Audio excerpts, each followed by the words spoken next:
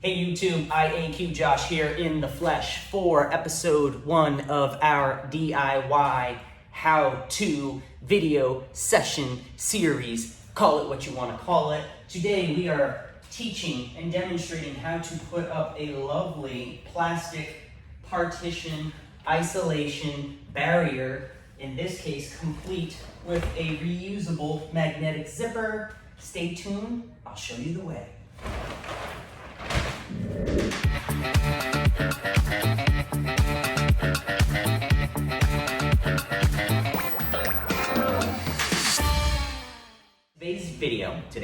Today's video, I want to talk to you about plastic partitions or isolation barriers, as they're constantly referred to in the medical industry.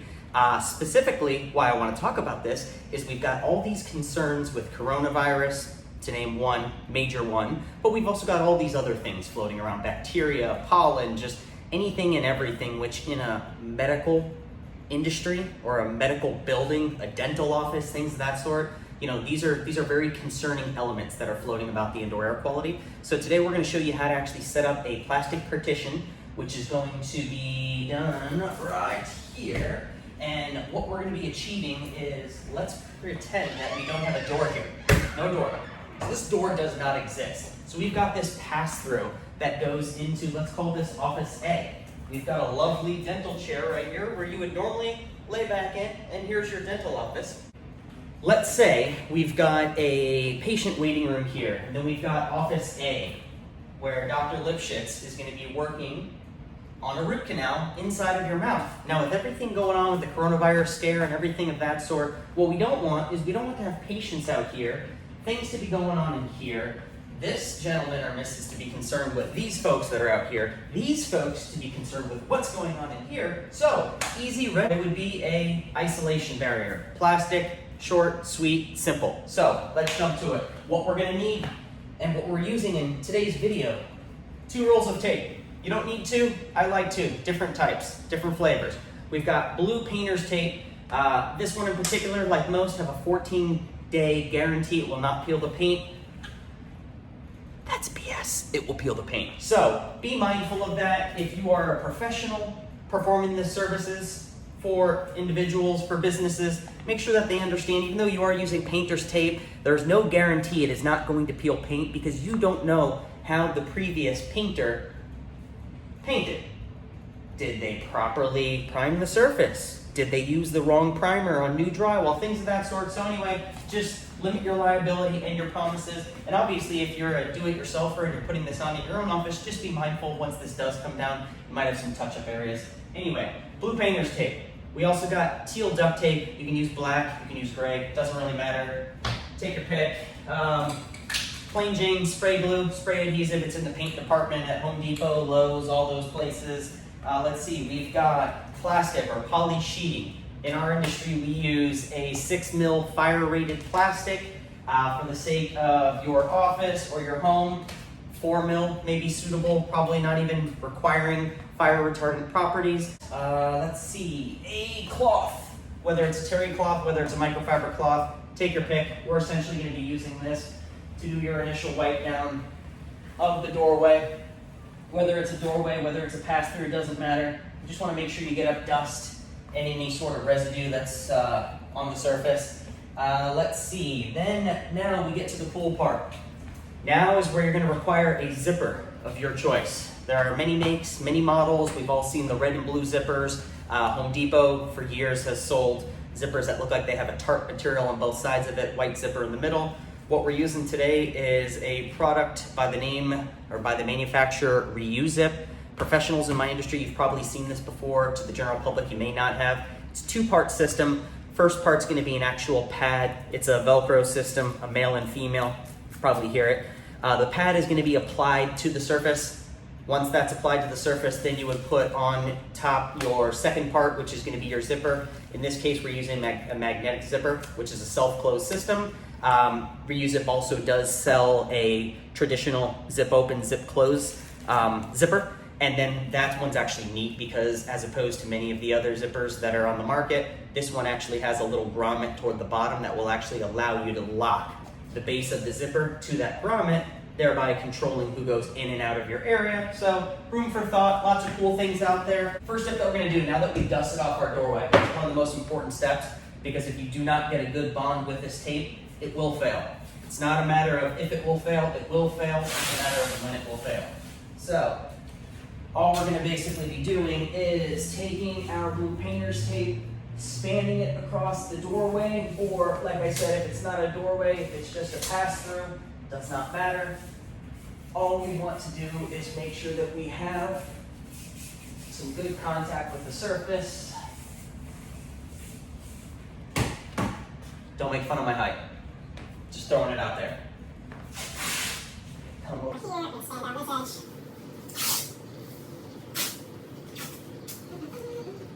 And again, just make sure you want to push it off pretty well. At the end of the day, this is going to be the foundation of your barrier. Now, mind you, if you are watching this, you are watching this video and are a little bit concerned with tape being on the surface, or you're also thinking, hey, that's cool and all, but how long is this really going to last? I can tell you from personal experience, this will easily last a number of weeks. We've had plastic partitions put up like this that have lasted for months.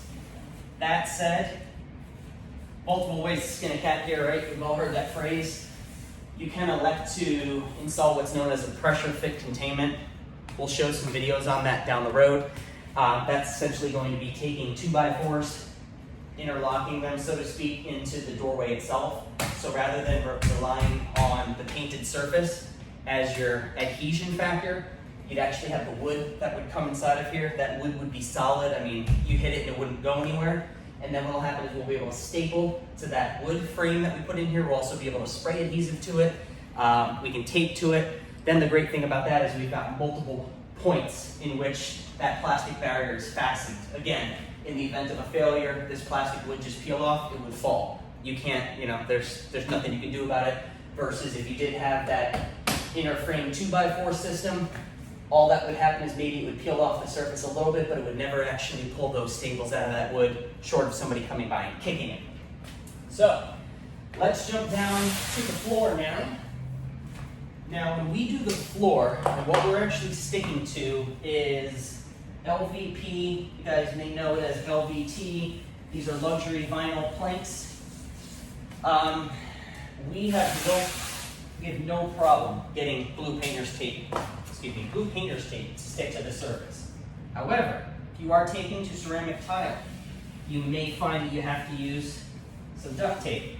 You may find that no tape is working. You may find that you actually have to use a 2x4 or some sort of weight at the bottom of this and actually roll the plastic up to get it to hold down. Unfortunately, there's really no workaround for that, short of you wanting to spray adhesive to the floor itself. If you're replacing the floor, who cares? If you're not replacing the floor, we don't want to do that. Next up, we're going to actually measure out our plastic, span the gap here. I've already done it, so look at that, prepared, smart guy. So, I've already got my pre-cut plastic here. This is already cut down the size. So if you actually look, spans this gap, left a little bit of space, probably about a ½ inch on each side. Here's what I would recommend. If you are new to this, leave more than ½ inch. Leave a couple of inches. Leave 6 inches. Just leave enough. You can always cut off the excess. Better to have more than not enough. Now what we're going to do, we're going to apply spray adhesive, spray glue to the painted surface only.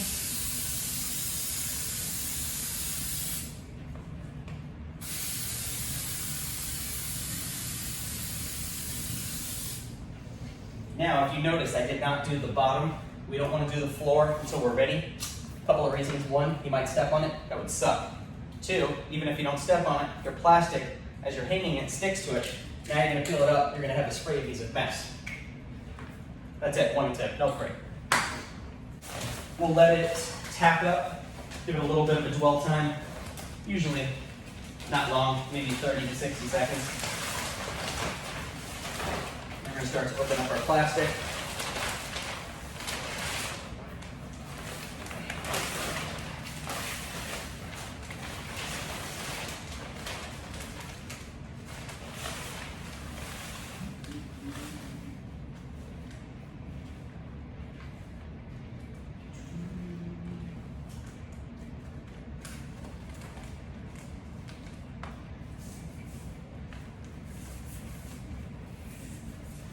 So now if you start to apply the plastic and you notice it's just like that prime example, it's starting to fall down. Simply put, I didn't give it enough dwell time. So we just want to make sure that we let it tack up for just another minute.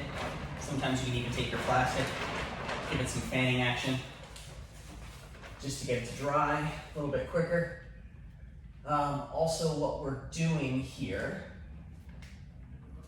let's get you set up. Let's pull you back over a little bit.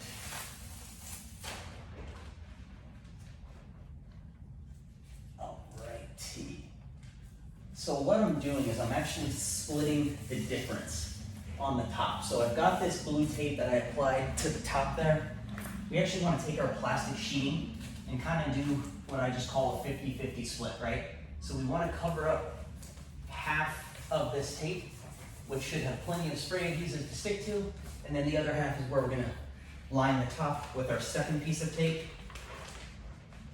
And then once you get everything in place, it should just be a matter of starting to kind of line things up nicely, just like this. Let's make sure we got that area up there done.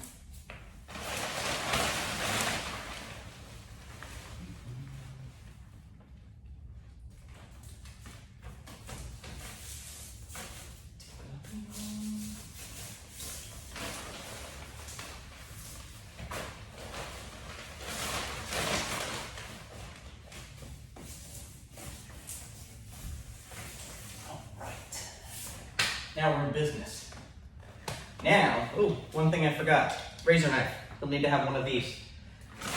Now what we're gonna do is we're gonna come in here and carefully score the plastic. We're gonna cut off all of this extra here. Anything you don't need. Gonna get this out of the way. Here's one other thing to keep in mind. If you do have a central air system, which all of us do nowadays, and you don't have any other way for that air to escape this room and get back to the central air system, which is going to be your AC system, wherever your return filter is, you are going to run into an issue where every time that AC kicks on, this plastic is going to plume outward. It will eventually either, one, pop open that magnetic seal, not a big deal because you've got some level of pressure coming out. It is a big deal if you're on this side of the plastic because now you're concerned with what's coming out of there. Or two, it's actually going to pop the plastic off the doorway. Things are going to give at their weakest point. In this case, it's probably going to be the blue painter's tape that's going to come off. So one way to combat that would be to actually put up here a filter of some kind just to allow air to go back and forth, but go through some sort of filter media, let's say a MERV 8 or higher filter. You can start to get up into the MERV 13s and things like that. Just comes down to how much you want to spend on a filter and also what you're trying to actually filter out. So you can put a filter up here. If you've got an independent return in every office, like newer construction, you're usually going to have a supply vent that actually blows the air into the room, and then you're going to have a return vent in that same room, which essentially allows you to close that bedroom door or office door with no gap underneath it, and then it's basically a return system. It's a central system that works in a loop within that room. It's independent of this door. It does not need air to escape this way. Now what we want to do is we actually want to do the bottom. So the bottom is going to be a similar fashion where we're simply going to lift up the very base. We want to spray adhesive here. Same thing, just being careful not to get glue anywhere but where you want it. Here we want to wait again a few more minutes. Like I said, you can also just get some sort of air moving across the surface just to kind of expedite the drying process. That'll definitely help things move along quicker. And what we'll do is we'll take our plastic, apply it at the base. Same thing, creating about a 50-50 split. Meaning half the tape is going to be covered with plastic, half the tape is not. And then what we're actually going to do is we're going to come back in now and cutting right about that halfway point. We're pushing just hard enough to go through the plastic, but not so hard as to actually cut through the tape and score the material behind it. In this case, it would be the door trim molding. Then all we're going to do is we're going to pull off all of this extra plastic that we just cut. So it will be a little bit sticky in some areas, so be mindful. If you do cut a little bit harder and cut a little bit of the tape, not a big deal. Just be mindful of that. Do the same thing over here. Like I said, pushing per anyway, not too hard at all.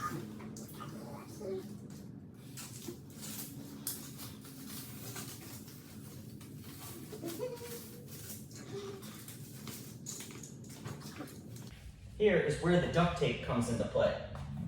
Duct tape is going to be used to create that sandwich effect. So what we want to do, again using that 50-50 split, is we want to cover up the area where the plastic ends. So if you can see in close here, we're basically running this tape directly on top of here, since these are both 2-inch tapes. If you run that same line and line it up perfectly, it should cover up that cut portion of plastic and also have enough tape to actually stick to the blue painter's tape surface next to it.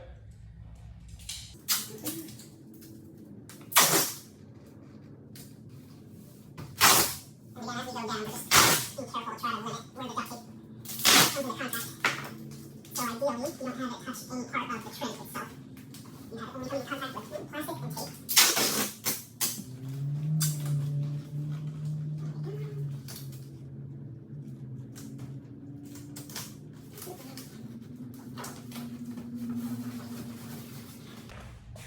Last but not least, our floor. And as I said, we're working with luxury vinyl, so for us, our blue painter's tape stuck just fine. So now all we're doing is sandwiching in this plastic. I want to give it a real test just to make sure it's nice and sturdy. One of the easiest things you can do, take a roll of tape, throw it at it. Sure, I don't have to tell you. If it goes through the plastic, you've got an issue. Bounces off the plastic, beautiful. A nice solid barrier. Now moving right along. Again, we're going to be installing a reuse zip here. Excuse me. So we're actually going to open this guy up, put on part A. So I guess this is the only disposable part of the reuse zip system. And this pad is going to be stuck onto our plastic poly sheeting here. Ooh, spray adhesive stuck really well to my fingers. So, you always want to lay out your zipper, get an idea of how long it's going to run. Typically, standard doorway, you can run it just shy of the top. We usually run it right to the top of the doorway as a rule of thumb, or like I said, I'm within an inch. And we'll start running it down here. And all we're doing is just evenly applying pressure just to make sure that we get a good bond. And again, if you were using another zipper, maybe a one-part system, process would be the same. You just unroll it. You can go from bottom to top or top to bottom. We like to go from top to bottom, just because if I do have extra, I like it to be at the top. So a lot of times, is a shorter doorway, I'll offset it a little bit higher and then I'll just cut it down. In this case, we're now gonna open up our zipper. Same thing, fall as well, everything should line up pretty well. Just gotta line your zipper up. There we go. Now, for those of you who have worked with the reuse it system before, whether it's the magnets, whether it is the traditional open and close, up and down zipper system, you may not install it this way, meaning you may install one side, fold it, cut it. Does not really matter at the end of the day. Just be careful with what you're doing. We're going to open up a portion of this.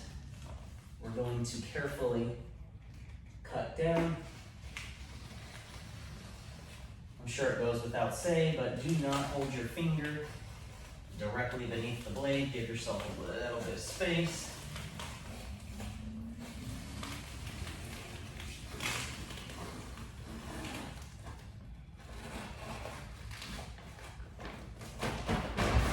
Cool. So now we've got our magnetic zipper that you can see, even if we were to throw a roll of tape at, not as hard this time. Well, pulled the Tesla there, it went right through. But at any rate, a lot of times it will actually bounce off of here. But you can see you've got a magnetic zipper entry, just like that. You can go in, you can go out. Now, if your concern is the bottom here, this being a trip hazard, you can very easily take a razor knife, score the bottom on one side, score the bottom on the second side, and give yourself a little bit more room. So now as you see when this thing opens up, it almost doesn't matter what you're bringing in, whether it's a cart with supplies, whether it's just a person with a walker, doesn't matter. You've got more space. Same set of sequences as you walk through, it'll close on its own, thereby automatic operation of an open and close system. That's literally all there is to it. So any questions you guys have, do feel free to leave in the comments below. I will make sure that I include some information about Reuse-It in case you are interested in this two-part system inside of the content area below, let's call it. As always, if you do like the video, give us a big thumbs up, hit that like button. If you'd like to subscribe to the channel, do hit that subscribe button. We love our subscribers. Until then, we'll catch you on episode 2.